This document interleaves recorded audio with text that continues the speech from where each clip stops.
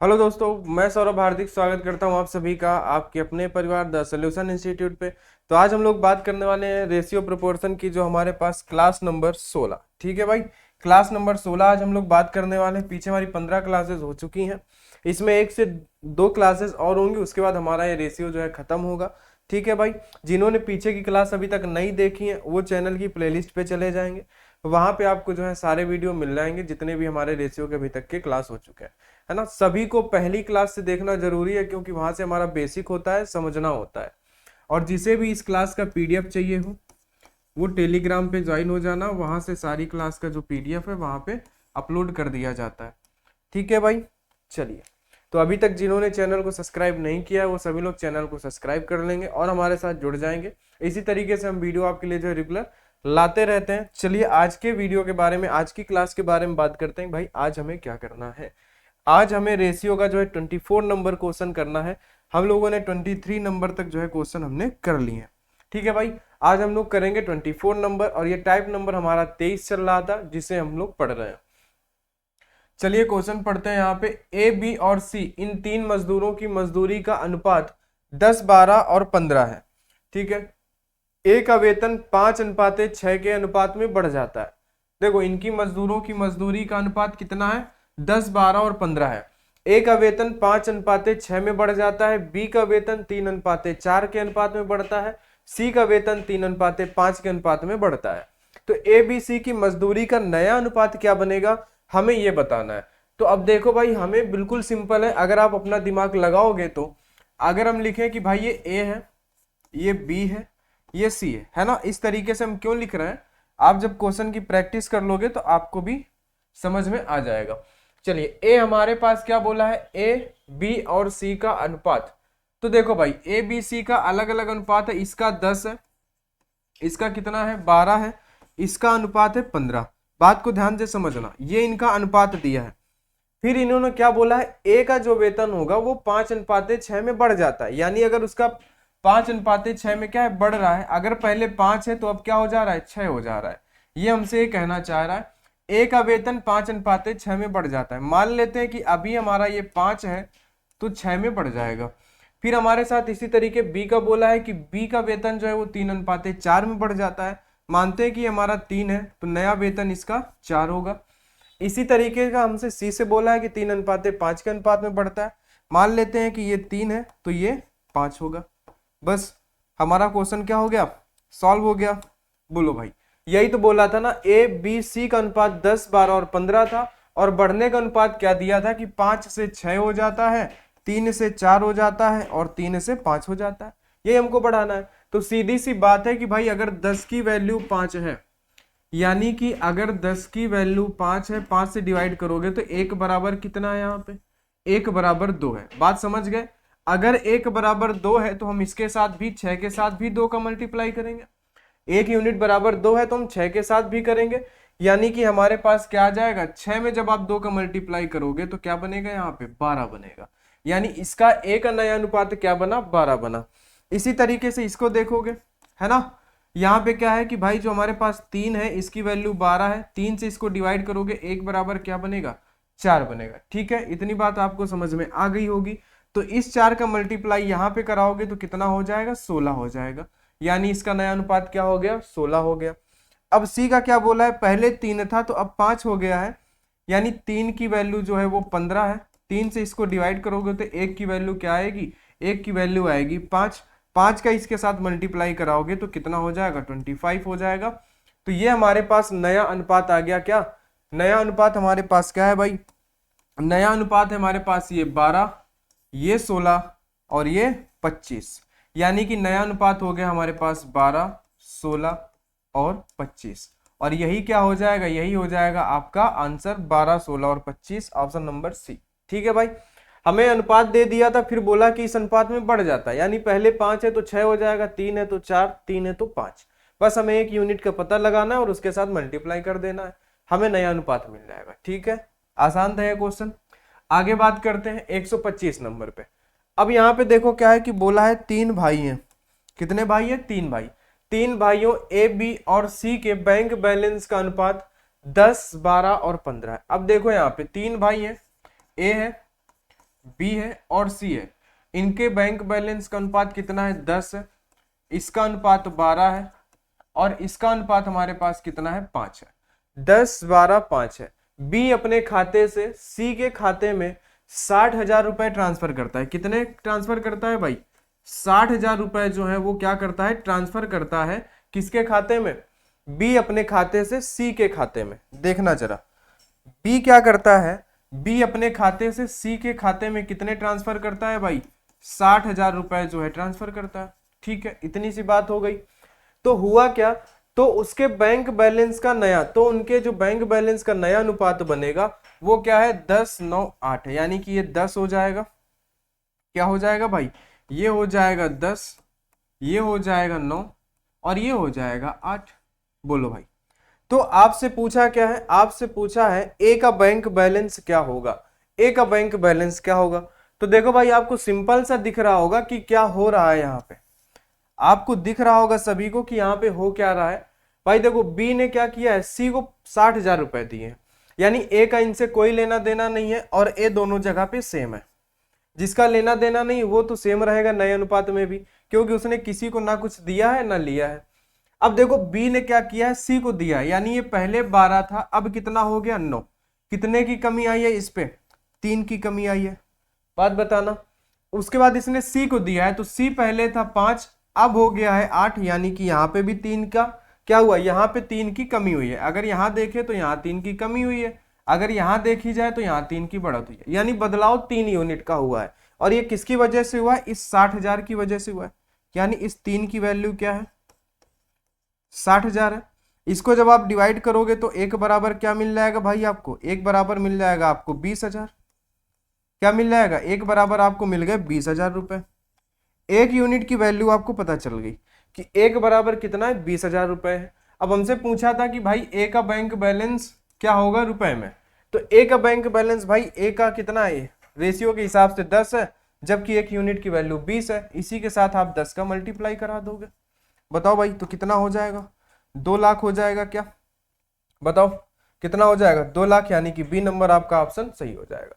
ठीक है भाई, सिंपल था, आसान था। हमें इन सवालों में क्या करना होता है? जिसके बीच लेन देन हो रहा है वही जो है घटेंगे बढ़ेंगे, जो उस मैटर में इन्वॉल्व नहीं है वो हमारा सेम रहेगा। बात समझ गई इतनी सी? ये भी सिंपल था। हमसे ए बी सी का अनुपात दिया था, फिर बोला बी ने सी को कुछ पैसे दिए, तो बदलाव कहाँ होगा? बी और सी के बीच में होगा। तो नया अनुपात क्या बना? 10 9 और 8 बना, यानी ए में कोई बदलाव नहीं हुआ। बी ने क्या किया? 12 था, ये बचा 9। क्यों बचा? क्योंकि इसमें -3 यूनिट की कमी हुई। इधर क्या हुआ? 5 था, ये 8 हो गया, इधर 3 की बढ़त हुई। भाई जब ये 3 इसको देगा तो इधर 3 बढ़ जाएगा। और दोनों में क्या हो रहा है? सेम चीजें हो रही, 3 कम हो रहा है, इधर 3 बढ़ रहा है। ये किस वजह से हो रहा था? इस 60,000 की वजह से हो रहा था। 3 बराबर 60,000 तो 1 बराबर 20,000। तो ए की वैल्यू क्या? तो हमने बता दिया भाई, 20,000 में 10 का गुणा करा दिया, हमारा 2 लाख हो गया। आंसर आ गया कि भाई ए का बैंक बैलेंस कितना है? 2 लाख है। ठीक है, चलिए आगे बात करते हैं 126 नंबर पे। इसको थोड़ा ध्यान से समझना इस क्वेश्चन को भाई। यहां पे बोला है 2 टोकरियों में 640 संतरे हैं। कितने?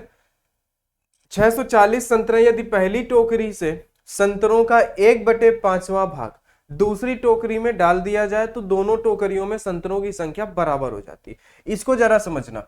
हमारे पास कितनी टोकरी है? हमारे पास 2 टोकरी है। बात समझना जरा, है ना।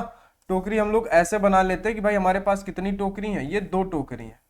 ठीक है, तो बोला क्या है? इन 2 टोकरी में कितने संतरे हैं भाई? अगर इन दोनों को हम जोड़ दें तो कितने संतरे हो जाएंगे? 640 हो जाएंगे। बोलो, 2 को मिला के कितने हो जाएंगे? 640। फिर इन्होंने आगे क्या बोला कि पहली टोकरी में से संतरों का 1/5 भाग, यानी जितने इसमें है इसका 1/5वां भाग। कितना? 1/5वां भाग अगर क्या कर दिया जाए? इसमें डाल दिया जाए। 1/5वां भाग दूसरी टोकरी में डाल दिया जाए तो दोनों टोकरियों में क्या है? संतरों की संख्या बराबर हो जाएगी। यानी देखो, अगर जब इसमें हम डाल देंगे तो जो हमारे पास नया बनेगा वो हमारे पास क्या बनेगा? इन दोनों में सेम होगी। अगर मानो कि हमने माना कि अगर यहाँ पे 1 संतरा है तो यहाँ भी 1 ही होगा। ये करने के बाद बोलो, तो अब हमें ये तो पता नहीं है भाई पहली टोकरी में कितना है, तो हम 1/5 कैसे हटाएंगे? तो देखो, जब भी हमें दिया हो कि 1/5 तो हमें वही संख्या लेनी है जो 1/5 यानी जो नीचे है इससे डिवाइड हो सके। तो हमने मान लिया कि भाई पहली टोकरी में 5 संतरे हैं। हमने क्या मान लिया कि पहली टोकरी में 5 है। अगर हमसे बोला होता कि भाई 1/8, तो फिर हम 8 मानते, क्योंकि हमें ऐसा नंबर लेना है जो इससे डिवाइड हो सके नीचे वाले से। ठीक है, 1/5 बोला तो हमने क्या ले लिया, 5 ले लिया, कि यानी इसका 1/5। हमने मान लिया कि इस पहली टोकरी में 5 संतरे थे। ऐसा क्यों माना, क्योंकि हम 5 से डिवाइड कर सके, है ना। तो हमने क्या किया भाई, 5 एक तो क्या बोला, 1/5वां भाग दूसरी टोकरी में, यानी कि इसका 1/5वां भाग हमें इसमें डालना है। बात को समझना। तो हमने क्या किया, 1/5 यानी 5 का 1/5 निकालोगे तो कितना आएगा, 1 आएगा। यानी कि यहां से एक संतरा इस पे चला गया, क्या हुआ, इस पे गया।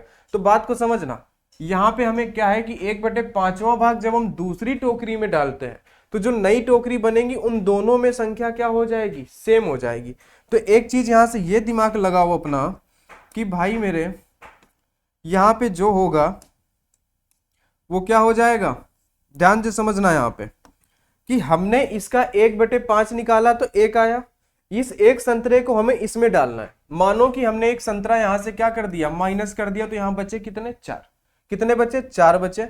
तो यहाँ पे हो गए 4। तो अब क्या है कि 1/5 भाग जब हमने इसमें डाल दिया तो इन दोनों टोकरी में क्या हो जाती है, संतरों की संख्या सेम हो जाती है। यानी कि इसमें 4 है तो इसमें भी 4 है। इतनी सी बात समझ में आई। हमारा ये वाला जो दूसरे स्टेप में इन्होंने बोला था ये हमारा कंप्लीट हुआ, दोनों टोकरी में संतरों की संख्या। बात समझ गए आप, है ना। एक बार अभी और समझेंगे। तो अब एक चीज ये जरा सोचो कि इसमें 4 संतरे हैं तो यहां पहले कितने रहे होंगे, इसमें 4 संतरे कब हुए, जब हमने एक संतरा इसको दिया है। तो पहले कितने रहे होंगे, यहाँ पे पहले इस पे 3 रहे होंगे।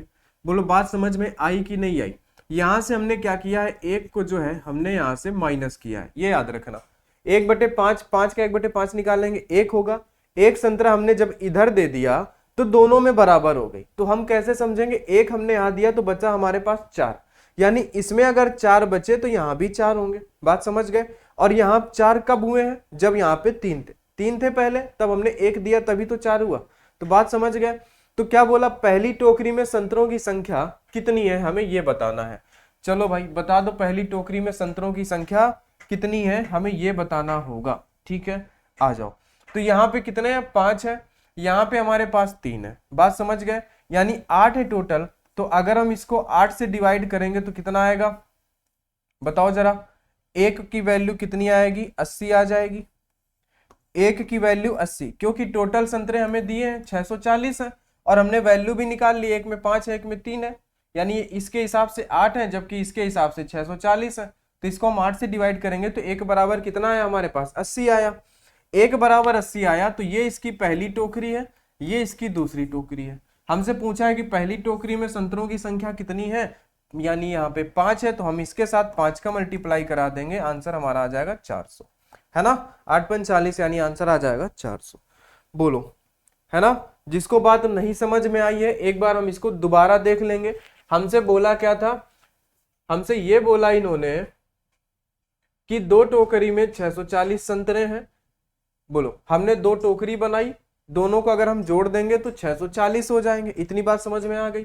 फिर क्या, यदि पहली टोकरी से संतरों का 1/5वां भाग, क्या पहली टोकरी से संतरों का 1/5वां, तो हमें कोई ऐसी एक संख्या लेनी है जिसका हम 1/5 निकाल सके। यानी जो नीचे संख्या हम इसी को ले लेते हैं, निकाल लेंगे हम, आसान रहेगा हमारे लिए।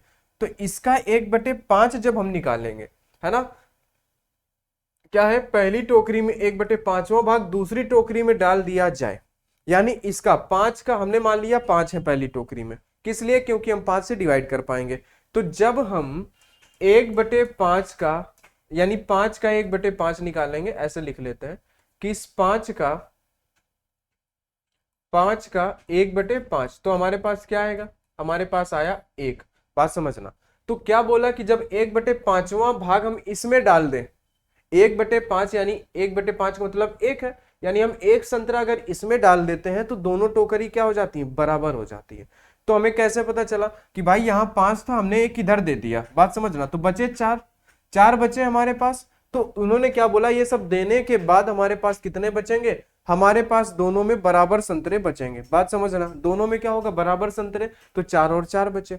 तो अब एक चीज अपना ये दिमाग लगाओ यहाँ, चलो ठीक है, 5 में से 1 गया, 4 बचा। यहाँ पे 4 कब हुआ, भाई हमने एक इसको दिया है ना, तभी तो यहाँ पे क्या हुआ 4 हुआ, यानी पहले कितना रहा होगा, पहले रहा होगा 3, पहले कितना रहा होगा 3। बात समझ गया, सिंपल सा था, कोई दिक्कत नहीं हुई। ठीक है, अब हमें पूछा था पहली टोकरी में संतरों की संख्या कितनी है, तो हमने बता दिया पहली टोकरी में 5 थे, तो यानी पहले तो हम एक की वैल्यू निकालेंगे 640, इन दोनों को मिला के इससे डिवाइड किया, 1 बराबर 80 आया। फिर हमें पहली टोकरी का निकालना था, हमने 5 से क्या कर दिया, हमने यहाँ पे 5 से मल्टीप्लाई कर दिया, हमारा आंसर आ गया, कोई दिक्कत नहीं है ना, आसान था। चलो आगे बात करते हैं। एक परिवार में ए का स्कोर बी और सी के योग का था, यानी क्या है कि एक परीक्षा में ए का स्कोर है ना, यहां पे थोड़ा सा क्वेश्चन देखना भाई, क्वेश्चन में थोड़ी सी दिक्कत है ना, एक सेकंड इसको मैच करते हैं हम लोग। ठीक है, एक परिवार में ए का स्कोर बी और सी के अंकों के योग का 1/7 है ना, के अंकों के योग का 1/8। यहां पे थोड़ा सा करेक्शन करना भाई, यहां पे लिख लेना एरो से, कितना 1/8, कितना है 1/8। एक परीक्षा में ए का स्कोर बी और सी के अंकों के योग का 1/8 है, ये बोला है क्वेश्चन में। ठीक है, थोड़ा करेक्शन करना, यानी कि जो ए का स्कोर है वो क्या है, बी और सी के अंकों के योग का, बी और सी के अंकों का योग का 1/8 है, ये ए है ना। तो यहाँ पे ए की वैल्यू 1, बी और सी की वैल्यू 8, ये आपको पहले सिखाया जा चुका है। ठीक है, तो पहले की क्लास जरूर देखें। तो अब हम क्या करेंगे, यहाँ पे ए लिया, अनुपात में बी और सी साथ में, तो हम इनको साथ में लिख देते हैं बी प्लस सी, यानी कि ए की वैल्यू हमने क्या निकाला, 1 निकाला, और इन दोनों की वैल्यू हमने निकाली 8। इतनी बात आपको समझ में आ गई। फिर आगे एक समीक्षा के बाद उनमें से, ठीक है देखना जरा, यहाँ पे क्वेश्चन में थोड़ा सा गड़बड़ है। एक समीक्षा के बाद उनमें से प्रत्येक के स्कोर में, है ना, एक समीक्षा के बाद उनमें से, इसको यहां से हटा देना, इस 8 को हटा देना, उनमें से प्रत्येक के स्कोर में 10 की वृद्धि की गई।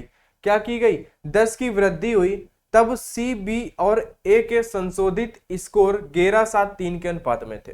बात को समझना, यहां पे हमें बोला क्या है इन्होंने, यहां पे हमसे ये बोला है, देखो पहले दिया सी, फिर दिया बी, फिर दिया ए। बात को समझना, अनुपात लगा लेते हैं यहाँ पे, सी अनुपात है बी अनुपात है ए, है ना, 11 है, ये 7 है, ये 3 है, इस तरीके से दिया, यानी इन्होंने यहाँ पे उल्टा कर दिया है। अब यहाँ पे ऐसा मत लिख देना 11-7, ऐसा नहीं होगा, है ना, रेशियो में समझना होता है बोला कैसे है।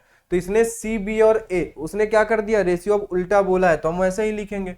तो क्या हुआ है देखना जरा, हमने ये तो कर लिया कि भाई ए का स्कोर बी और सी के अंकों के योग का 1/8 है, यानी एक किसकी वैल्यू हुई, ए की हुई 8, बी प्लस सी की हुई। फिर एक समीक्षा के बाद उनमें से प्रत्येक के स्कोर में 10 की वृद्धि की गई, तो ये अनुपात बन गया, सी बी ए के संशोधित स्कोर ये बने। यानी कि कब ये बने हैं, बात को समझना जरा, यहां पे हम ये कर लेते हैं कि भाई यहां पे हमें सिर्फ ए दिया है, बी प्लस सी साथ में दिया, हम इसको अलग पता नहीं कर सकते, है ना। तो पहले तो हम ए की वैल्यू लिख लेंगे, यहाँ पे ए हमें अलग से पता है, तो हम ए की वैल्यू तो लिख लेंगे कि 3 है, और बी प्लस सी साथ में, तो हम इनको साथ में कर देंगे, तो 11 और 7 कितना हो जाएगा, 18 हो जाएगा। हमने ये कर लिया, कोई दिक्कत नहीं हुई भाई। ए का रेशियो हम ए के नीचे ही लिखेंगे, क्योंकि इन्होंने उल्टा बोल रखा है ना, तो इसीलिए क्वेश्चन को एक बार ध्यान से पढ़ा करो। ए का हमने ए पे रख लिया, बी प्लस सी अलग अलग हमें यहाँ पता नहीं है, हमने एक साथ लिखा, तो इनको भी एक साथ लिख देंगे, 11 और 7 18 हमने लिख दिया, कोई दिक्कत नहीं हुई। चलो इसको हटा देते हैं, ये समझने के लिए था आपके। चलो अब हमने क्या हुआ, ये ऐसा हुआ क्यों है, इस बात को समझना जरा। यहाँ पे हम लोग क्रॉस मेथड लगाने वाले हैं। 10 की वृद्धि हुई है, प्रत्येक के स्कोर में 10 की वृद्धि हुई है, यानी ये 1 से 3 क्यों हुआ है, क्योंकि इसमें 10 की वृद्धि हुई है। बात को समझना। अब देखो जरा, ये 8 से 18 कब हुआ है, अब इसमें ऐसा मत कर देना कि ये 10 की वृद्धि हुई है ना। यहाँ पे 2 लोग शामिल हैं, बी भी शामिल है, सी भी शामिल है, तो यानी यहाँ पे आपको 20 की वृद्धि करानी पड़ेगी। क्यों, क्योंकि यहाँ पे ए भी है, यहाँ पे बी भी है और सी भी है, इसलिए बी में भी 10 की वृद्धि होगी, सी में भी 10 की वृद्धि होगी, यानी दोनों मिला के 20 की वृद्धि हुई। अलग अलग होती तो हम सबका अलग अलग लिखते, एक साथ बी और सी है तो हमने साथ में लिख दिया, यानी दोनों में वृद्धि हुई है, दोनों पॉजिटिव है। अब हम करेंगे क्रॉस मेथड, ठीक है, इसको हटा देते हैं, ये आपके समझने के लिए था, ठीक है। चलो आ जाओ, अब क्रॉस मेथड करेंगे, तो ये हुआ आपके पास 18, इसका क्रॉस करेंगे तो ये हुआ आपके पास 24। इनके बीच में अंतर कितने का है? 6 का अंतर है, यानी हम लिखेंगे 6 बराबर। बात समझ गए? हम क्या लिखेंगे यहाँ पे? हमने यहाँ पे लिखेंगे 6 बराबर। अब इनका क्रॉस कराएंगे, 20 दिया होगा आपके पास 60 और ये हो जाएगा 180। अब देखो सिंबल सेम है तो हम अंतर लेंगे, है ना, अंतर लेंगे तो हमारे पास कितना आ जाएगा? 120, यानी 6 बराबर आया 120। इसको हम डिवाइड करेंगे तो 1 बराबर कितना आएगा? 20 आ जाएगा। 1 यूनिट की आपको वैल्यू मिल गई कि 1 बराबर कितना आया? 1 बराबर आ गया आपके पास 20। बात को समझना। तो हमसे बोला है कि 11 7 3 के अनुपात में थे, तब सी का स्कोर बी के स्कोर से कितना अधिक था। यानी हमसे ये पूछा है कि ए के संशोधित स्कोर 11 7 3 के अनुपात में थे, तब सी का, यानी यहां पे हमें बताना है, पहले नहीं बताना है। बात को समझना ध्यान से। तो हमारे पास क्या करना पड़ेगा? हमें यहाँ पे भाई 1 की वैल्यू हमें 20 मिल गई। बात को समझना जरा, ठीक है। 1 की वैल्यू हमें मिल गई 20, ठीक है। 1 मिनट रुकना थोड़ा सा।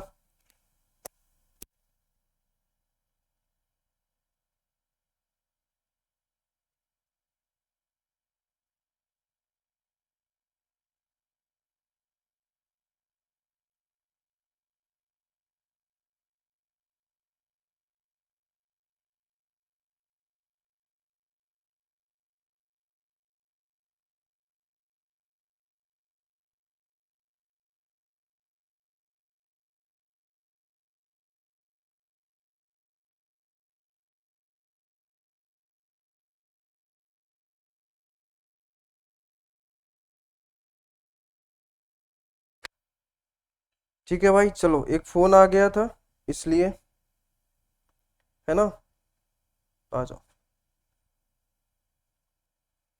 चलो एक कॉल आ गई थी, चलिए बात करते हैं। यहाँ पे हमारे पास क्या है? हमें पूछा है नए अनुपात में, जो इनका अनुपात क्या था, इन्होंने जो अनुपात एक नया इन्होंने दिया है 11:7:3, यानी ये किसका था? सी बी और ए का। इसी में से हमसे पूछा है सी का स्कोर बी के स्कोर से कितना अधिक है। यानी पहले वाले रेशियो से हमें मतलब नहीं है, जो पहले इन्होंने दिया 1:8, ठीक है। अब देखो जरा, और यहाँ पे हमें अलग अलग हमें इनका पता करना पड़ेगा। क्या करना पड़ेगा? हमें जो है इनका अलग अलग पता करना पड़ेगा, ठीक है।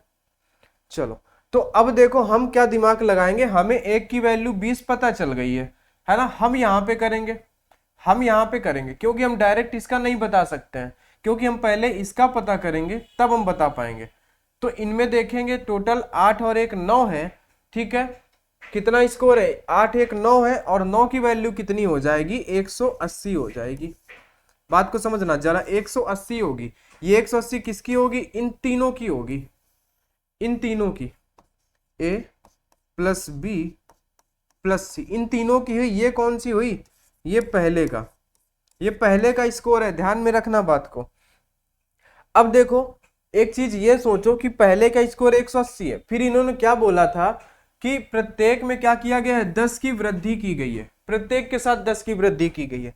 यानी 180 है, एक ए में भी 10 की वृद्धि की गई, बी में भी 10 की, सी में भी 10 की, यानी 30 की वृद्धि हुई। तो 180 में अगर आप प्लस 30 करते हो, है ना, तो भाई तो कितना हो जाएगा? 210 हो जाएगा। ये क्या बना? ये नया स्कोर बना। क्या बना? ये नया स्कोर हमें पता चल गया। बात समझ गए? ये टोटल वैल्यू पता चली 210। किसकी पता चली? इस रेशियो की, नए वाले की। अब हम इस क्या करेंगे? इस 210 को इस रेशियो से डिवाइड करेंगे। क्यों? क्योंकि भाई ये जिसका टोटल है उसी के रेशियो से डिवाइड करेंगे। तो 7 3 10, 10 और 11 होता है आपके पास 21, 21 से डिवाइड करेंगे, 1 बराबर वैल्यू मिलेगी आपको 10। ध्यान से समझना, 1 बराबर वैल्यू मिली 10। अब हम क्या कर सकते हैं? सी का स्कोर बी के स्कोर से कितना अधिक है, यानी सी का, है ना, सी का बी से कितना अधिक है, हमें यह बताना है। तो देखो सी और बी के बीच का अंतर ले लो, 11 और 7 के बीच में अंतर कितने का है भाई? 4 का, यानी हम इसमें 4 का गुणा करा देंगे तो कितना आ जाएगा? 40 आ जाएगा। ठीक है भाई, बोलो बात समझ में आई? कुछ लोगों को नहीं आई होगी एक बार में, है ना, बात ये समझ में नहीं आई होगी कि भाई ये 180 कहां से आया। भाई देखो ऊपर वाले रेशियो में हमें कुछ अलग अलग नहीं दिया है, और यहाँ पे हमें अलग अलग दिया हुआ है, और वही हमसे पूछा है सी का स्कोर बी से कितना अधिक है। हमसे ए पूछा होता तो हम एक बार बता देते, बी और सी से ए कितना अधिक है तो हम बता देते, कोई दिक्कत नहीं थी। लेकिन हमें पहले पता करना पड़ेगा उनका टोटल स्कोर। तो हम कैसे पता कर पाएंगे, जब पहले वाला पता करें। पहले वाले पता करने के लिए एक की यूनिट 20 थी, यहाँ पे टोटल 9 है। टोटल कितना है आपके पास, टोटल 9 है। 9 में जब आप 20 का गुणा कराओगे तो कितना स्कोर बना, 180 बना, जो हमने यहाँ पे लिखा। फिर क्या हुआ, प्रत्येक में 10 की वृद्धि की गई, यानी 3 लोग हैं तो 30 की वृद्धि हुई, यानी कितना बना, 210। तो अब ये नया बन गया। अब हम इससे डिवाइड कर देंगे तो हमें 1 की वैल्यू मिल जाएगी इसकी। अब हम इसका अंतर बता पाएंगे। अंतर बताना था तो हमने देखा कि भाई यहाँ रेशियो में कितने का अंतर है, रेशियो में 4 का अंतर है, तो बात खत्म, वही अंतर आएगा। या तो पहले इसमें 10 का गुणा कराओ फिर इसमें गुणा कराओ, आना आंसर वही है। ठीक है, इसलिए हमने अंतर ले लिया, 4 का गुणा करा दिया, 40 आ गया। बात समझ गए आप? ठीक है, चलिए आगे बात करते हैं, चलते हैं 128 नंबर पे।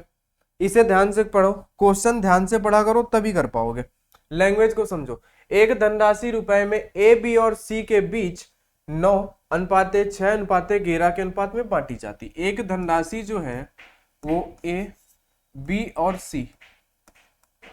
और सी के बीच में 9:6:11 के अनुपात में बांटी जाती है। 9:6:11 के अनुपात में बांटी जाती है। बात को समझना।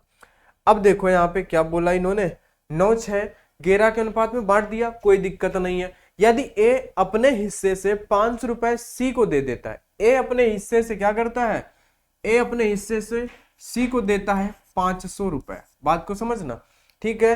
तो ए बी सी के हिस्सों का अनुपात कितना हो जाता है, ए बी सी के हिस्सों का अनुपात हो जाता है 4, 3 और 6।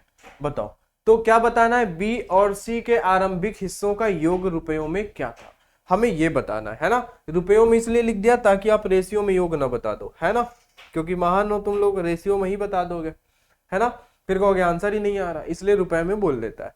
चलो बात को समझो, अब इसकी भावनाओं को समझो। ये कहना क्या चाह रहा है, कहना ये चाह रहा है कि एबीसी का जो धनराशि बांटी गई वो अनुपात 9, 6 और 11 का था। फिर क्या हुआ, ए ने सी को 500 रुपए दे दिए तो नया अनुपात क्या बन गया, 4, 3, 6। तो आपको ये बात चुभनी चाहिए कि भाई ए ने सी को लेन देन किया, ए और सी का, बी का कुछ हुआ नहीं है तो बी को काहे कम कर दिए। बात आपको ये दिक्कत होनी चाहिए कि भाई जब बी का कोई लेना देना नहीं है तो उसे मैटर में हमें नहीं घसीटना है। वो वहां 6 है तो यहाँ भी 6 रहेगा, तो हम इसको 6 बना सकते हैं 2 का मल्टीप्लाई करा के। और जब 2 का मल्टीप्लाई होगा तो इन सभी में होगा, यानी इस 4 की जगह हो जाएगा 8, इस 3 की जगह हो जाएगा आपका 6, इस 6 की जगह हो जाएगा आपका 12। बात समझ गए। तो अब ये क्या है, ये दोनों जगह सेम है, कोई दिक्कत नहीं है। भाई ए सी का लेन देन हुआ है तो ए और सी में गड़बड़ होगा, जो भी होगा। तो हमने क्या देखा कि भाई ए ने 5 रुपए दिया है, यानी ये 9 से 8 हो गया है, यानी 1 की कमी हुई है ना, कितने का, 1 यूनिट का डिफरेंस आया है। अगर यहां देखें जो सी को दिया तो पहले ये 11 था, अब ये 12 हो गया, यानी कि कोई बात नहीं, 1 यूनिट इसने दिया, यहां भी 1 यूनिट का फर्क आया। ये आया किस वजह से, इस 500 रुपए के, है ना, इसका जिम्मेदार कौन है, ये 500 रुपए। तो 1 बराबर आपको मिल गया 500, है ना। ये जो 1 यूनिट की हेरा फेरी हुई है किसकी वजह से, वही 500 की वजह से, इसका जिम्मेदार 500, यानी 1 बराबर 1 यूनिट की वैल्यू 500 रुपए है।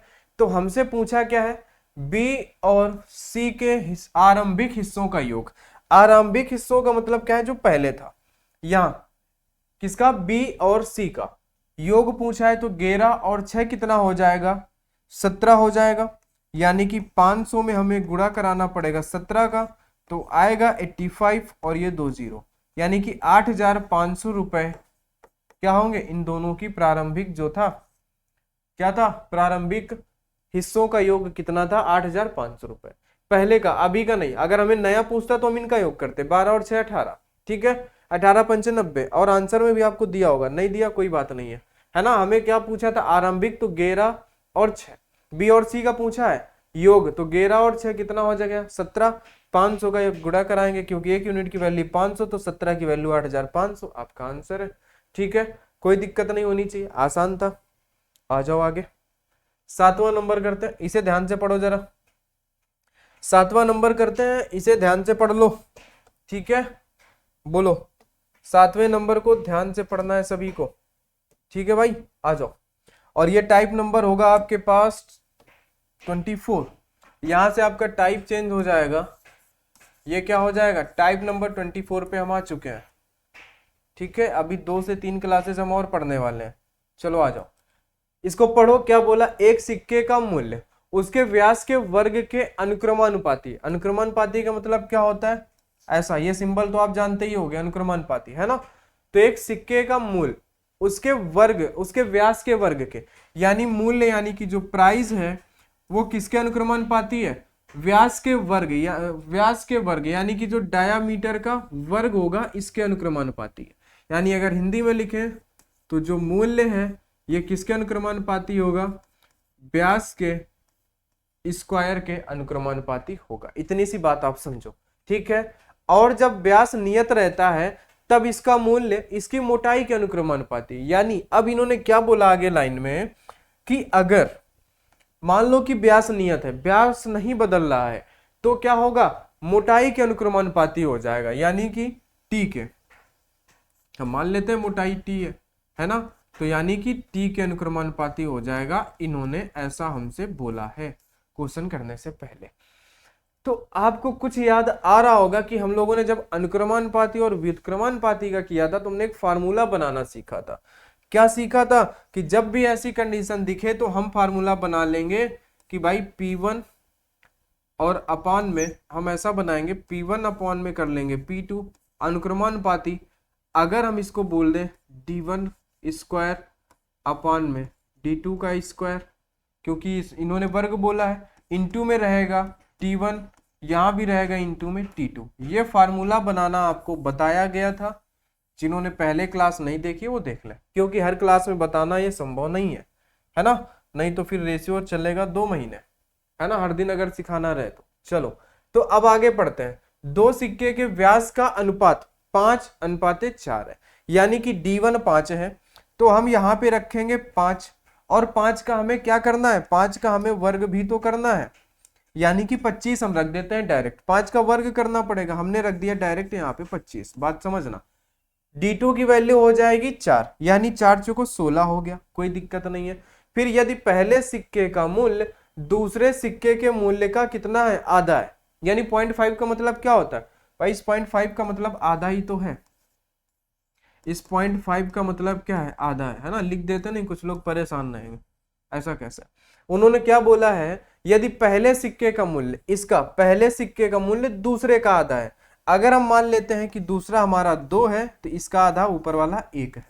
बात समझना, आप कुछ भी मान सकते हो, इसको 4 मानोगे तो ऊपर 2 मानना, बस आधा रहेगा, वो पहला वाला दूसरे का आधा रहेगा, ठीक है। फिर पहले सिक्के की मोटाई ज्ञात करनी है, यानी इसकी T1 की वैल्यू हमें नहीं पता है। उसके बाद बोला है कि जबकि दूसरे सिक्के की मोटाई कितनी है, 37.5। बस इसको आप सॉल्व कर लो, आपको मिल जाएगा यहां से, क्या है ना। यहाँ पे जब हम ये फार्मूला बनाएंगे तो हम इसको इक्वल कर देंगे, है ना। क्या कर देंगे, इसको इक्वल कर देते हैं, क्योंकि जब भी कोई कांस्टेंट रखते हैं तो हमारा क्या हो जाता है, इक्वल हो जाता है। अब इसको आपको क्या करना है, कैलकुलेट करना। इसको कैलकुलेट कर लो, बात हो गई। 2 से डिवाइड हो जाएगा 8 बार, बात समझ रहे हो। 25 से हम इसको डायरेक्ट डिवाइड कर देते हैं, 25 से कम 25 हो गया, कितना बचा 12, और 25 पंचे 125, यानी कि 1.5 आया, ठीक है ना। 15 अट्ठे 120 आएगा, इन दोनों का मल्टीप्लाई होगा ना, 15 अट्ठे 120 आएगा। पॉइंट के बाद 0 लगा रहेगा, उसका कोई मतलब नहीं होता है, तो यानी कि कितना आ गया, 12 आ गया। और सभी चीजें काहे में दी थी, एक बार देख लो जरा, सेंटीमीटर में दिया था, तो ये आएगा किसमें, सेंटीमीटर में ही। यानी कि जो हमारे पास T1 निकल के आएगा वो हमारे पास कितना आएगा, T1 यानी पहले सिक्के की मोटाई 12 सेंटीमीटर। कोई दिक्कत नहीं होनी चाहिए। उन्होंने बोला था कि प्राइस क्या है, सिक्के के व्यास के यानी डायमीटर के वर्ग के अनुक्रमानुपाती है। उसके बाद अगर हमारा व्यास जो है नियत रहता है तो फिर वो किसके, मोटाई के अनुक्रमानुपाती हो जाएगा।